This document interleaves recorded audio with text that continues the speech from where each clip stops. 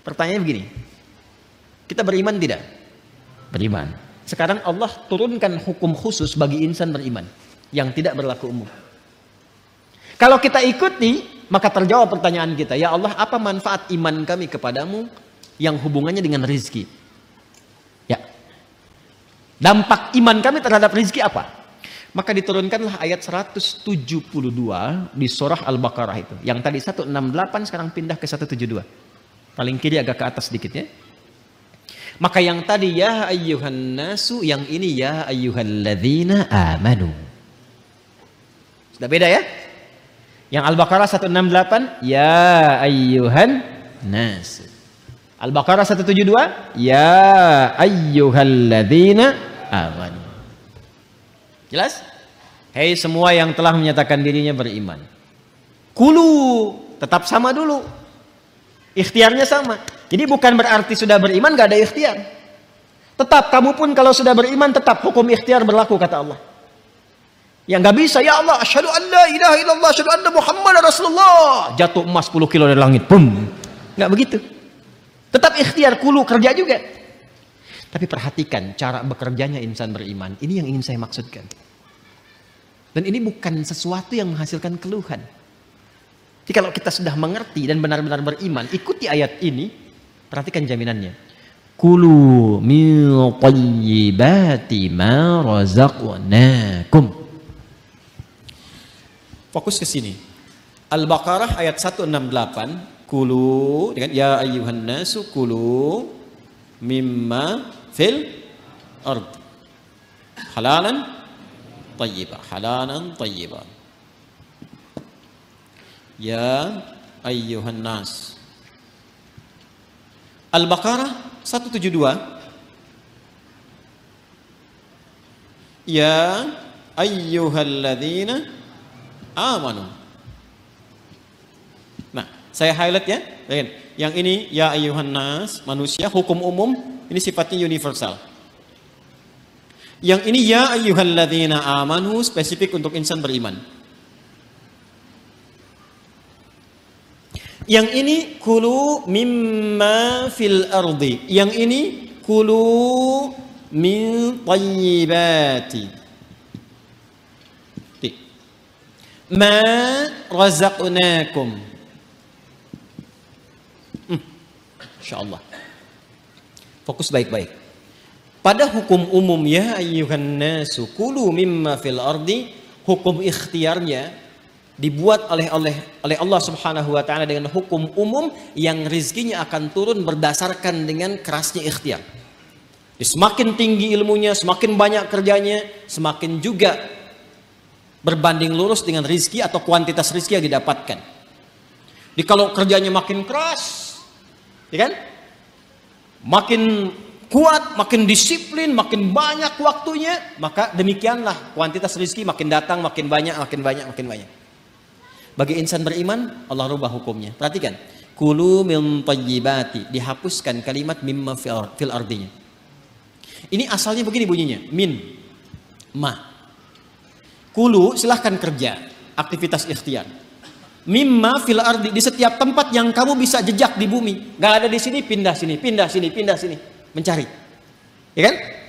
Bagi insan beriman yang benar imannya, oleh Allah dihilangkan kalimat ininya, maksudnya tidak digunakan kalimat ini. Kulu langsung pindah ke sini. Kata thayyibnya dijamakkan berbentuk thayyibat. Dibuang halalnya, dimunculkan kata thayyibnya dalam bentuk jamak. Kulu min thayyibati ma razaqnakum. Dan yang paling dahsyat, diganti kata mimma fil ardi dengan kalimat ma razaqnakum. Perhatikan cara menerjemahkannya. Kalau kita baca Quran, bacanya begini, ya ayyuhalladzina amanu kulu min thayyibati ma razaqnakum. Tapi kalau kita terjemahkan, cara membacanya begini. Hai semua insan beriman, ma razaqnakum, telah banyak aku siapkan. Dengan keagunganku aku telah siapkan rizki untukmu. Jelas? Paham gak sampai sini?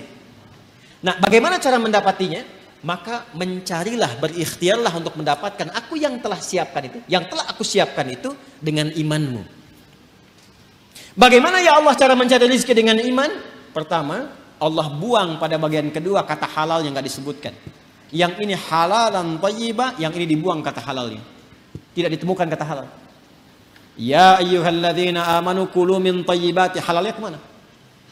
Kenapa dibuang kata halal? Karena bagi insan beriman itu, imannya sudah otomatis membimbing ia pada segala yang halal. Pengertiannya apa? Pengertiannya, setiap insan beriman itu mustahil mencari yang haram. Jadi kalau kita insan beriman selalu terpikir mencari yang halal, itu rezekinya Allah akan dekatkan kepada kita. Sehingga tidak lelah mencarinya. Itu maksudnya. Jadi sekarang kalau mau kerja, kalau mau cari apapun, yang dibayangkan pertama kali jangan sulitnya dulu. Jangan capeknya. Jangan jauhnya, yang dibayangkan halalnya. Ya, jadi yang terbayang itu apa yang dihalalkan oleh Allah. Konsultasi ke ulama, lihat bakat Anda, minta sama Allah. Kalau Anda lakukan ini, kata Allah, aku mudahkan engkau mendapatinya, bukan engkau lelah mencarinya. Itu yang dimaksudkan. Nah, kalaupun sudah dapat, iman itu akan membimbing kita untuk selalu menyikapi rezeki dengan asas manfaat. Jadi yang Allah berikan nanti berkahnya. Dan berkah itu nggak dilihat pada banyaknya. Nggak dilihat pada banyaknya, karena setiap yang berkah itu pasti mengandung manfaat. Di ciri insan beriman itu sudah nggak lelah mendapatinya, lalu nafsunya ditata oleh Allah supaya memanfaatkan apa yang dicari itu, segala yang bermanfaat untuk dirinya saja. Jadi akhirnya dia nggak sibuk banyak berpikir sesuatu, yang penting bermanfaat untuk dirinya dia dapatkan. Saya beri contoh begini, yang paling gampang memahaminya. Bapak Ibu kalau haus itu butuh apa? Minum. Sederhananya kan ada minuman, kita minum selesai haus kan? Itu konsep dasarnya. Jadi kalau ada air bening, ini air misalnya bening, airnya bagus, menyehatkan, baik. Kalau diminum, hausnya hilang nggak? Nah, itulah asas manfaat namanya. Saya bukan ingin contohkan saya minum, bukan. Saya tidak terbiasa ceramah sambil minum. Ya, karena memang nggak mungkin ceramah sambil minum itu ya. Ya, simpan dulu. Itu. Yang saya ingin katakan, prinsip minum itu menghilangkan haus. Tapi persoalannya ketika nafsu menunggangi itu, ini masalah. Minum Pak, nggak mau yang ini pengen buah naga. Naganya coba yang di Depok ya carinya. Kebayang nggak? Sekalian beli nasi goreng ya ke Kebon Sirih, mampir di situ. Jam segini suruh nari nasi goreng yang di Kebon Sirih. Padahal di depan udah banyak keliling-keliling, tek. Nyari sana macet, dapat buah naga, begitu mau Kebon Sirih tutup. Akhirnya nggak makan gitu. Itulah nafsu. Itulah nafsu. Kalau sudah ditunggangi oleh nafsu berdasarkan provokasi setan. Paham nggak sampai sini? Maka insan beriman itu kalau dia mencari rezeki dengan imannya, maka Allah akan bimbing ia mendapatkan rezeki itu dan dijamaahkan bentuk thayyibnya dalam bentuk berkah. Min thayyibati, aku tambahkan kualitasnya, sekalipun dalam pandangan manusia kuantitasnya terlihat sedikit. Contoh begini, 1 juta dengan 10 juta banyak mana? Tapi kalau 1 jutanya berkah, maka akan berbeda kisahnya. Akan berbeda kisahnya. 1 juta kalau berkah dengan 10 juta tidak berkah, demi Allah saya katakan 10 juta tidak berkah, besok dipakai besok habis. 1 juta berkah, besok dipakai sampai akhir bulan gak habis-habis. Gak habis-habis. Saya pernah kisahkan ini kan, saya punya teman dulu di Tripoli itu. Ya, dia dari Bukit Tinggi itu, diberikan oleh ibunya yang penyayang. Masya Allah, rizki yang paling halal yang pernah dikumpulkan oleh ibunya, sejumlah $50.